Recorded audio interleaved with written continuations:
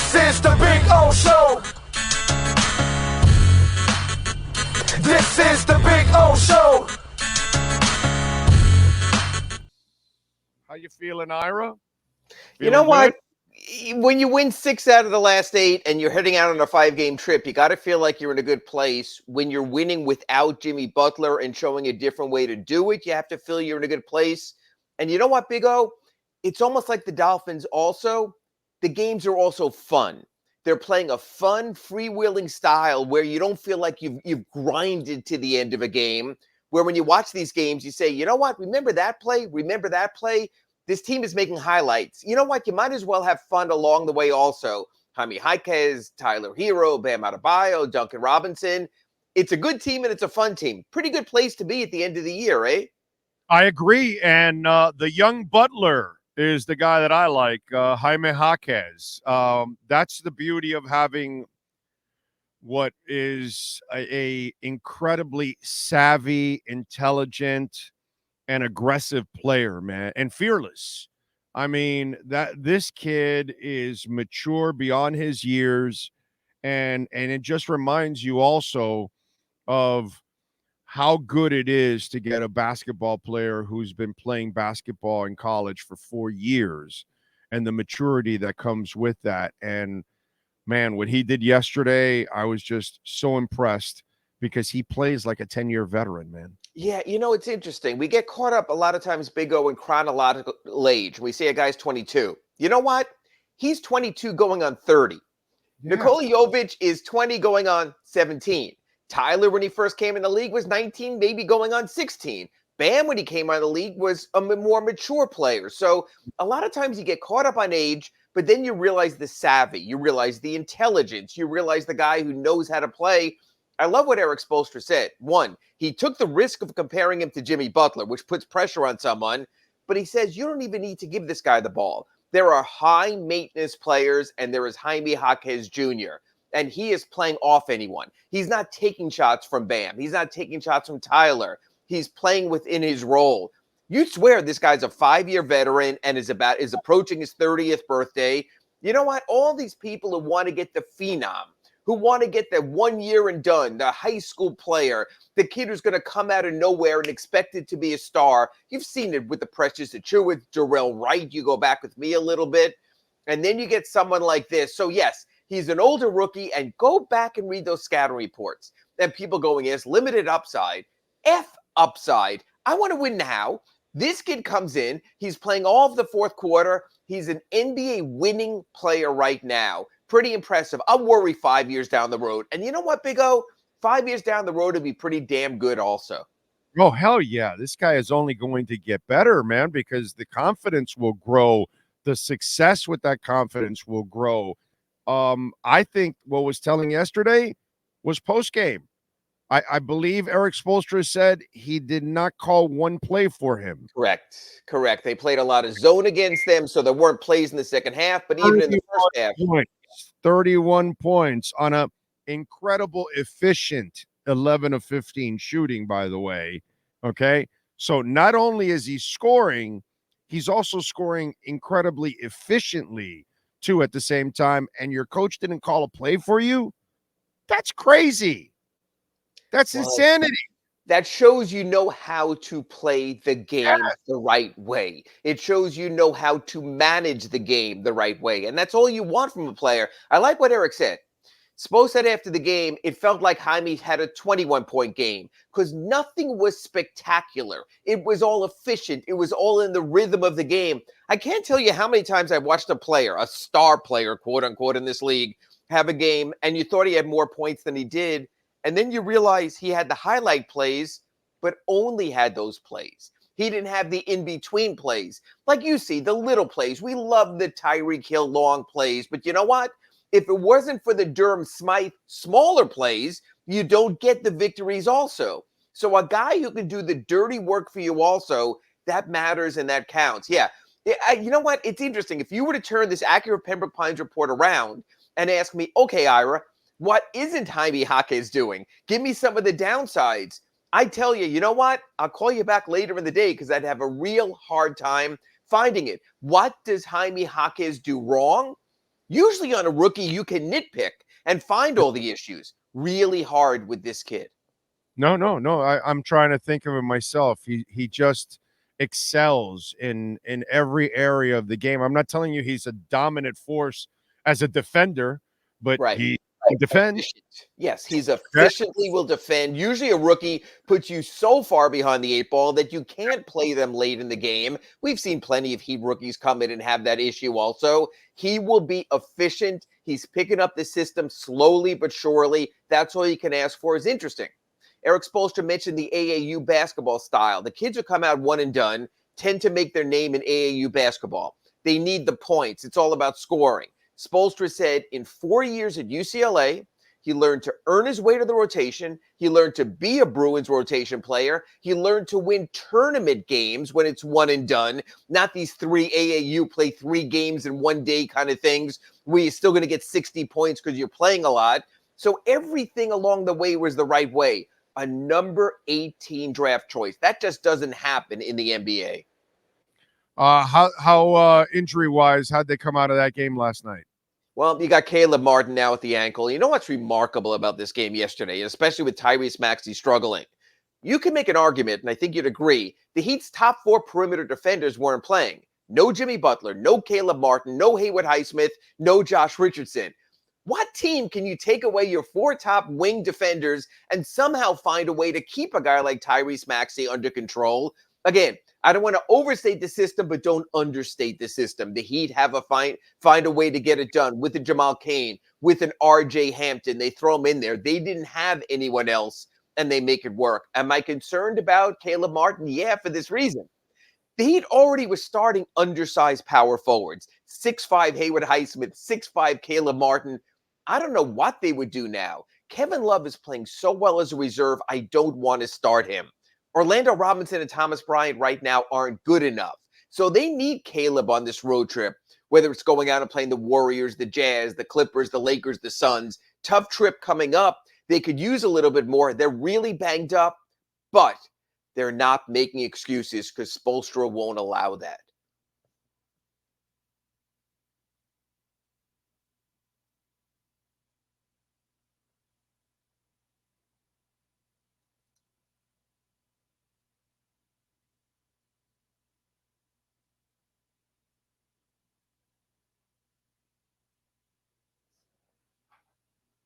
Is he frozen on your end, Ira?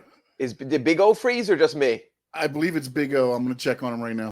Frozen Big O. That's the scariest thing in all of sports. So, all right, you know what? While we wait for Big O, I'll continue. So right now, the Heat are in a situation where they have the injury concerns. They're going out on this West Coast trip right now. Again, to refresh, they start the trip on Thursday against the Golden State Warriors. Golden State playing 500 basketball now. They'll be desperate to a degree. You have that going on. After that game, they go to Utah for sort of a Saturday matinee for the international crowd.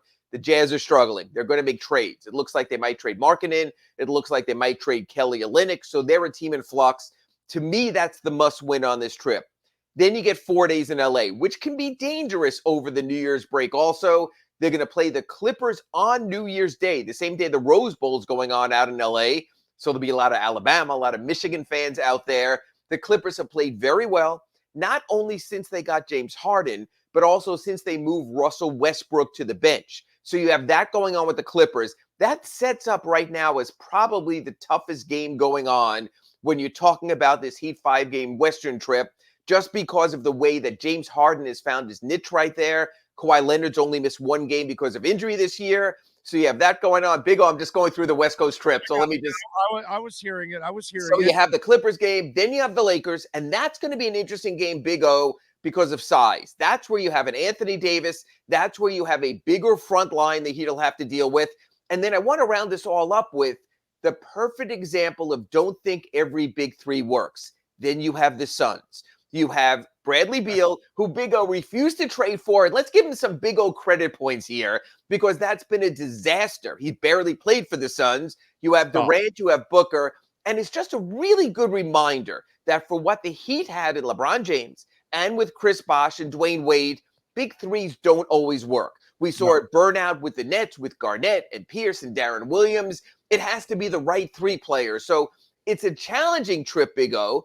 But I don't doubt the Heat in any game. I don't look at any matchup with this Heat team and saying, oh, they're in trouble, because they've proven us wrong time and time again. Yes, over six games over 500 for the first time this year. But even more than that, Big O, trending in the right direction. Yeah, Bradley Beal's soft like some of our Dolphin fans that we were talking I to heard. Before you got on. Yeah, he's as soft as those guys. But I will say this, and by the way, Durant's already complaining again. Yeah, And you know what? And that's why you got to be careful about those guys. You've got to be careful. As a matter of fact, I'm going to give you another example, Big O, and we're going to talk about this in our Accurate Pembroke Pines reports going forward. Now, Donovan Mitchell apparently wants out of Cleveland. You've got to be careful. Look, any player can want out of somewhere once. Any player can say, you know what? This isn't right for me. It's not my system. I get that. It's a free agency world. In every sport, you have the right to move on. A guy like Ohtani, who's playing for the Angels, and they're not winning. He had a right to say, I want to win. I want to go to the Dodgers. I want to go to a winning team. I get that. But when you get the Durants and you get the Hardens, and now you get the Donovan Mitchells, I'm not so sure I necessarily want a twice unhappy guy. Now, I'm also talking out of both sides of my mouth, because the Heat got Jimmy Butler, wasn't happy in Chicago, wasn't happy in Minnesota, wasn't happy in Philly, and it worked out. But I'm just saying, for every one of those, there are guys who all of a sudden, like Durant, I mean, you're talking about OKC left, Golden State left. Durant is, I look at him and I go, hey, asshole, you were in Golden State. You had it all. You had it all, dude. Yeah. You were the best player in the league. You played at the highest moment. You were the number one player in those moments. You had nothing more to prove. Just stay there and build your legacy. But your ego forced you, and all you've done is brought hell upon yourself. Sure, you got all your money and all that crap, but once you left Golden State, all you got was headaches from there on out. It's almost like, dude, you brought this upon yourself. You know what I mean? It's just that when I look at Durant, it's like, I blame you, dude, nobody else. You know, I'm going to take it a step further, Big O. When he left OKC, and they had very good teams there also.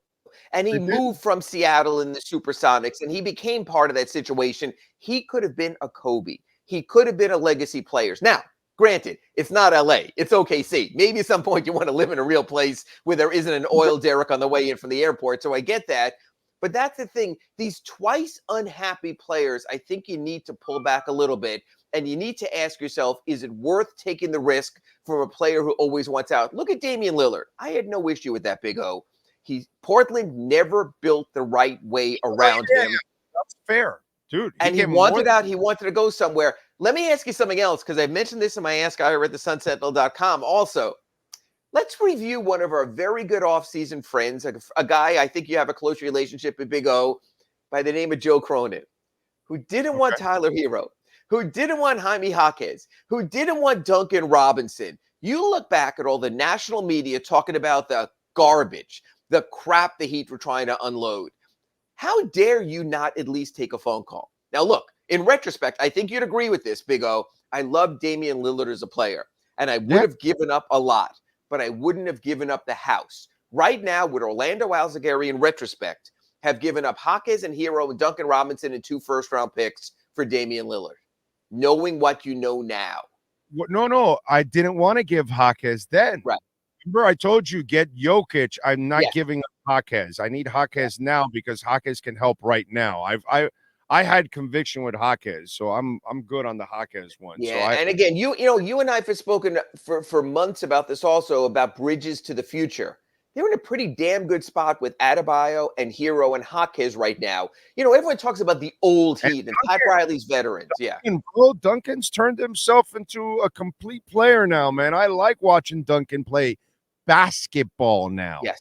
Complete game, hitting those huge 3-pointers last night. They don't win that game without his fourth quarter relief 3-pointers. He finds a way. He makes the right cut. He slips the screen. He gets into the right place. So you have that also. So you have to look in that direction as to what he's getting done right there.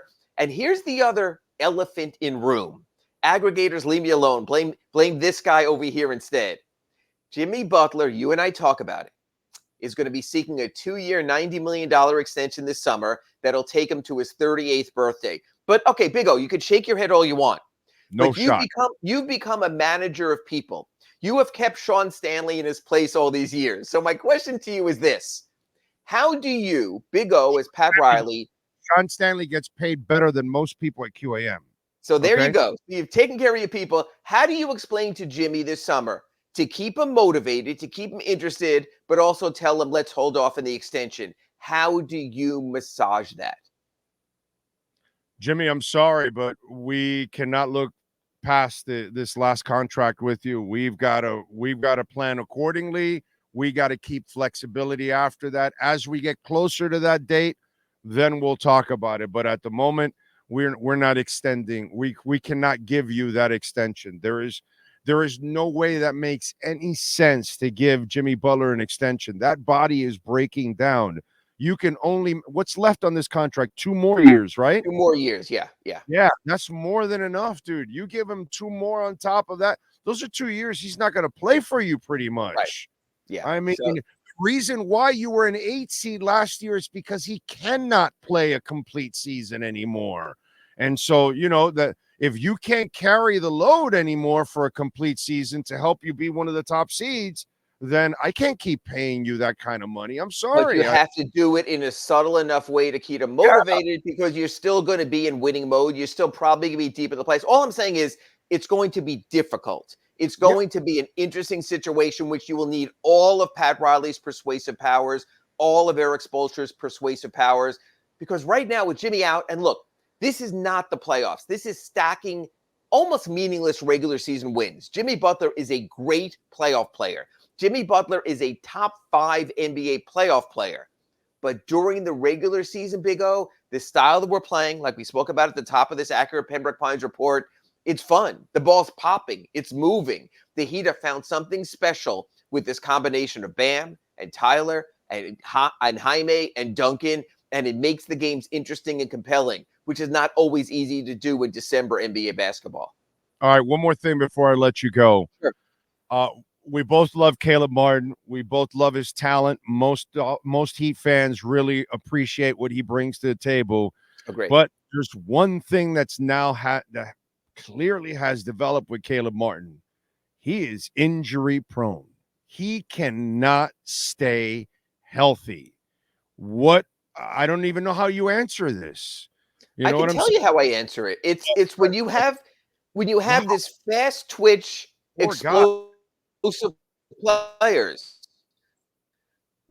they put themselves in these kind of situations. So I think what's happening is when you deal with a fan, Caleb Martin. Okay, it's his turn. He's going to be a free agent in the Martin. So I would say anything is I like Caleb Martin. I want Caleb Martin on my team right now, but you also have to understand with a player like Caleb Martin, you can't go above and beyond. If you're outbid in the offseason, you know what you say, Big O? Welcome down, Haywood Highsmith. You're Caleb Martin right now. You have to understand you pay your elite. You get in trouble when you overpay your supporting players. And the beauty of the Miami Heat, there'll be another Caleb Martin. There'll be another Haywood Highsmith. Not meaning to denigrate those guys, but you have to take care of the top of the roster. He'd have done a pretty good job of that.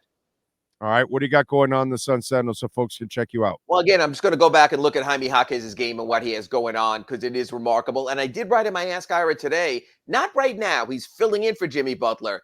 But I think we're all sort of looking at Jaime Jaquez will be a starter of the future with this team. So you have to start rethinking how's this thing going to play out with Tyler, with Jimmy Butler. Where are you going to go in that direction? And then I'm going to talk about, like we did on our accurate Pembroke Pines report, the upcoming 5-game trip. And what I like about this trip is this. They built themselves a ramp by getting 6 games over 500. So if it's 2-3, if it's 3-2, you're still going to come back in a good place. This is sort of perfect for the Heat. They can find their way while the Dolphins have all the attention. And when the Dolphins move aside, I think you're going to find yourself, Big O, in the middle of a compelling Miami Heat season. They're tied for 4th place in the East right now. They're absolutely trending in the right direction. And we'll leave it with this. Sean, create this poll question for the rest of the show. Ira Winderman, I ask you this question. who is the best Miami Heat player in the next 5 years? Tyler Hero or Jaime Jaquez Jr.? I'm going to go off. Sean, make a third chart because I'm going to go with Bam Adebayo because I think two-way players often get understated.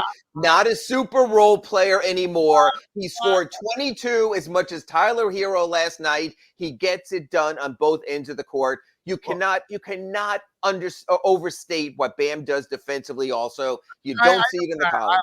I'm giving Bam props this year. He is taking a step forward. But of those two, I'll go with Jaime. I'll go with Jaime because he has the kind of polished game. Here's the deal. You bring in a Donovan Mitchell, and I might say to you, Big O, can Tyler play with Donovan Mitchell? And we might debate that. Who needs the ball? The one thing you're seeing about Jaime Jaquez, like a Jimmy Butler, he can play with anyone. And he's done it this year. He's done it as a starter. He's done it as a reserve. He's done it as feature scorer. He's done it as complimentary scorer. Man, you love those guys that no matter who you have in there, he can play with them. Special players. And I'll take Jaquez 31 points and 15 shots, then Tyler's 22 points on 25 shots. So, yes, I'll take the efficiency of Triple J overall. So, there you go. I'm with you there. Follow him on Twitter at Ira Heatbeat and catch his exceptional work. Better yet, subscribe at the South Florida Sun Sentinel. Ira, as always, thank you, my friend. We will catch up next week. Catch you next week from Cali. Thank you. Happy New Year to everyone. Thanks, Big O. Happy New Year to you. Yes. And so who's the best player 5 years out? Tyler Hero or Jaime Jaquez? We're going to put that up. It's your Acura of Pembroke Pines, Miami Heat, and NBA report.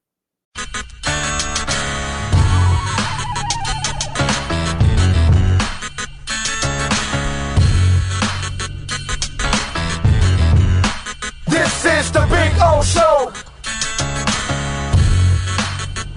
This is the Big O Show.